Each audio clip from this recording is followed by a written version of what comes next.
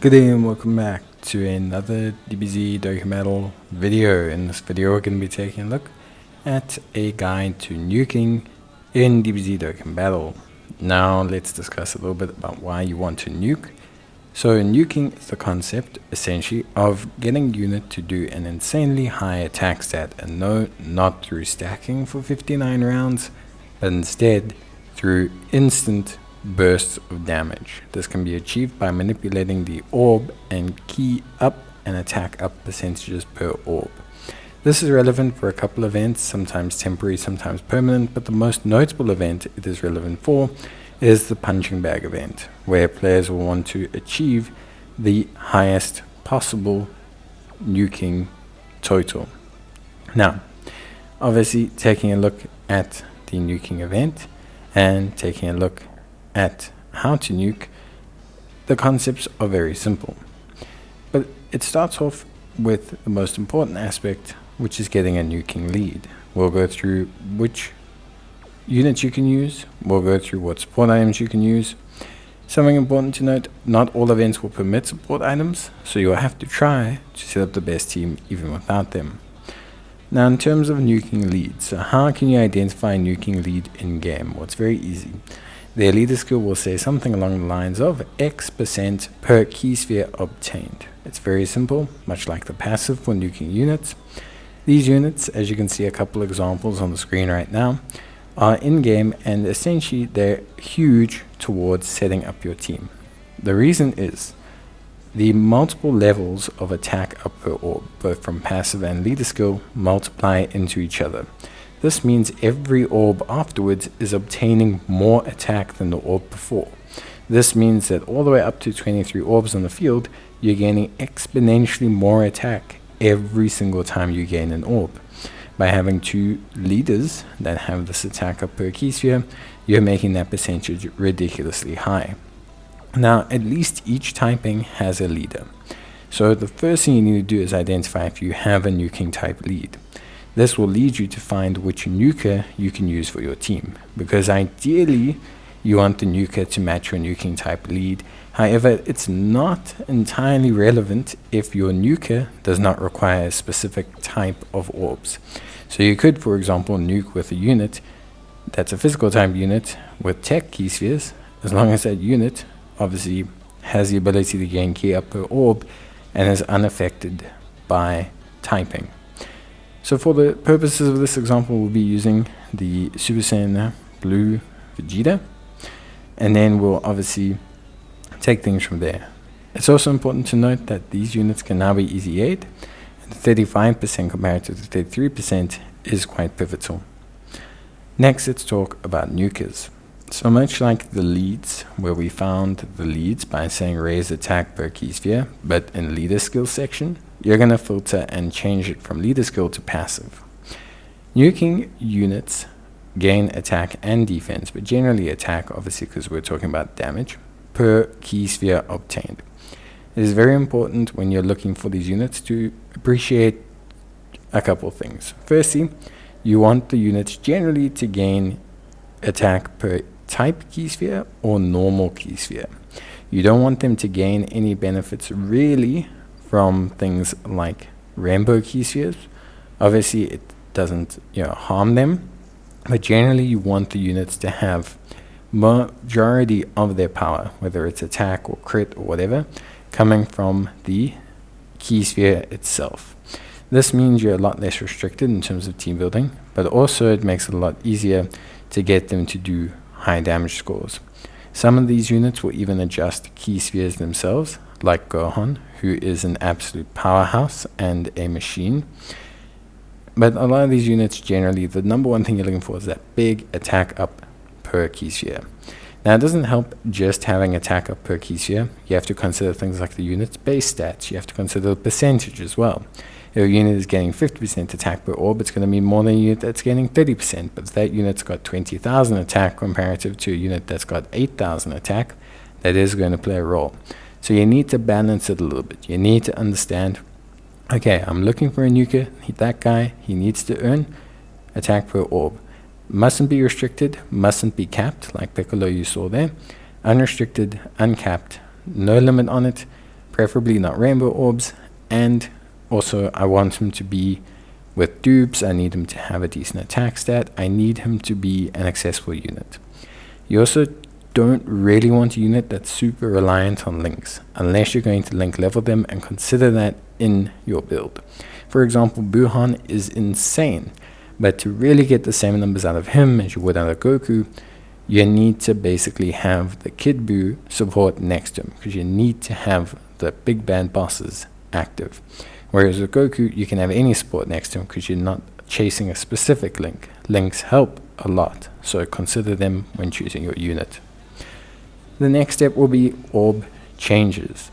Orb changes are the most crucial unit outside of lead and nuke attacker. Orb changes are more important than supports. Orb changes are more important than anything else you could do to assist the nuker. As long as you are changing enough orbs, chances are the nuker will achieve the goal. So orb changes are very important. There's a couple of things again here to consider. Firstly, what type of orbs are they changing? And what type of orbs are they making? For example, if your lead gives you attacker per physical type key sphere, it's not going to help you making anything other than physical type orbs. Secondly, as well, try and avoid units that create rainbow orbs. Rainbow orbs aren't as helpful for nuking situations. To have one is okay if you have a unit that benefits off of it, but otherwise you don't want a lot of rainbow orbs. Secondly, look for units that have set orbs that they change. For example, if I'm taking Wirus, who changes into physical, I don't need to take Super Saiyan 2 Kefla, who's going to change into physical. It's not going to help me. Whereas I may want to then consider bringing, for example, obviously, another unit. Also consider if your nuker changes orbs. For example, Goku and Gohan, they change orbs. So I already need to consider choosing someone else as well. Units that randomly change orbs, they can be great, but it is random. So you are obviously leaving a little bit more to RNG if you use, say, for example, like a physical Super Saiyan Goku Blue or Goku Black, who are randomly adjusting orbs. Same thing with Broly, Chila, and Lemma, who you don't want to use because their orb changing is restricted. It's based on their health threshold, otherwise they just make rainbow orbs. So all of these things you need to consider. Don't bring units that are restrictive. Try and bring units that have a set orb they change, and if possible, bring multi-type changing units. Wirus is great. Android 17 and 18 are great. There's a lot of good free-to-play options that you can use, like Krillin and 18. But generally, it's about making sure that you have X orb, so purple orb to tech orb, physical orb to strength orb. You want to have control of the typings because you can then kind of control the battle a little bit, especially since there's usually 2 phases or multiple phases in a nuking event. Gives you time to say, hey, you know, I can assess who's coming next turn and pick the orbs that are appropriate to help that character. So orbs or orb changes that have a set type of orb to another set type of orb are the best type of orb changer. The next up would be random, then it would be maybe rainbow.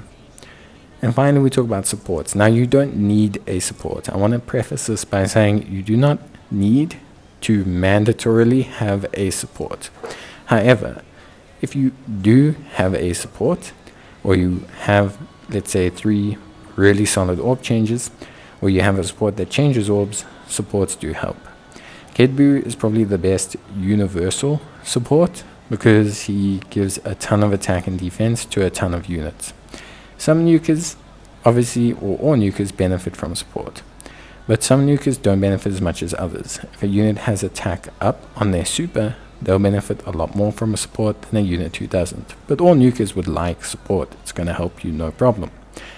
Something I will suggest, the type supports you'll often see people use. So that's like the Rildo you see here, the Tien, the Buu I just showed you.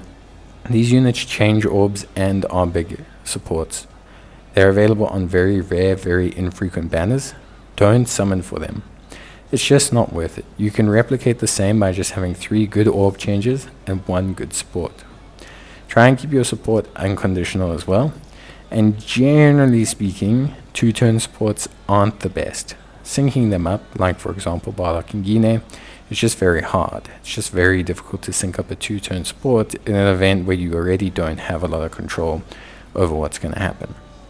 And then finally, before we talk about support items, before we begin the event, build. So for all nukers, if you're specifically looking to use them for the benefit of the nuking event themselves, and you're not considering other events, your build you'll want to use going into the nuking event, which you can obviously change to then use them for other events, is going to be attack. Lots of attack. Attack is a big factor when it comes to nuking, because this attack is getting multiplied the same way their percentage attack is being multiplied. If you increase a unit's attack base from 13,000 to 15,000, you're going to get a lot more attack out of them. Additionally, crit is also huge, because when a unit crits, it's a huge multiplier. Crits are almost mandatory for nuking units, and so having big amounts of crit, or enough crit to give them that good chance of getting a beefy, chunky crit, is going to be crucial. And then finally, obviously, just kind of talking a little bit about support items. You may not be able to use support items in every punching bag event, or every nuking event. It's just something that you may not be able to do. So when it comes to nuking or setting up nukers, your best support items are going to be these ones on screen, because they randomly create grease spheres so they can cover up for where you don't have orb changes, and they give you a unit more attack per orb obtained, and this will stack directly onto whatever their passive is. So it's a big boost. It's a huge boost. So if you can use items, definitely consider using those. Other great items are just any straight attack buff. World Tournament announcers work great because they're matched per typing. Belma, because it's a temporary 20% support. Other Belma items that give you 25%. Anything that's going to boost their attack is going to be crucial. But your first point of call and the best items by a country mile will be the ones on screen, because of the fact that they make orbs, but also give you orb per attack per orb, which matters so much more than 20%, 30%, from anything else. And then support items, or support memories, you want to choose something that's non-conditional. So you don't want to choose like this one where you have to face an extreme enemy, because sometimes you can't guarantee that. And you just want to choose basically whatever gives you the biggest stat buff. If that's a Goku family memory or a parent of bonded child memory, whatever it is. Now let's talk about the event and just setting up, and then obviously getting the actual result. So what you're going to want to do is, when you enter the event, whether it's the punching bag, any other nuking event, obviously there might be different turn considerations. Ideally, most of them will compensate for this. So if you're entering an event where you don't have multiple turns, or maybe you have more turns, either there will be an advantageous category or a lower threshold, etc., etc. Now, how it will work for the punching bag event is, ideally you want your nuker to be in turn 2, and then you can consider with turn 1 what orbs you need to leave behind, hopefully, to set the nuker up with the best possible turn. So you'll see I looked at Weirus, I saw that he changed tech and int, so I tried to make sure I left as many connecting tech and int type orbs as possible. Obviously, I had no Goku in that second turn, so I had to go and restart the event, and that can sometimes happen. You might just not have the right setup. So you're going to want the unit to be in the second turn. You're going to need that unit, obviously, to be ready, set up with as many orbs as possible. You don't need to have a support with them. Ideally, instead of 14 orbs, I'd rather have, for example, 18 orbs and no support. The support helps, but you always want more orbs. So if you don't have a support in the next rotation, but you have the means to give the character more orbs, then it's fine. Like 2 orbs will make up the same as a support pretty much. It's just not really worth it. So obviously, that's something to consider. Now, other than that, once you get the orbs, as you can see, Goku goes to town, and any of your top tier nukers will do this. I put a list out of those, obviously, earlier on in the video. For me, it's definitely something that is pretty straightforward. So, yeah, that's it from me. Let me know if you need any more help with anything. I just wanted to update the guide and do a bit of a better layout than last time, because I think last time I just wanted to improve on the video. Obviously, also there's been some easy A's and changes since then, that have made the process a lot easier. So yeah, that's it from me. Hope you guys enjoyed the video, and I'll see you guys in the next one. So yeah, basically I'll see you guys in the next one. Bye.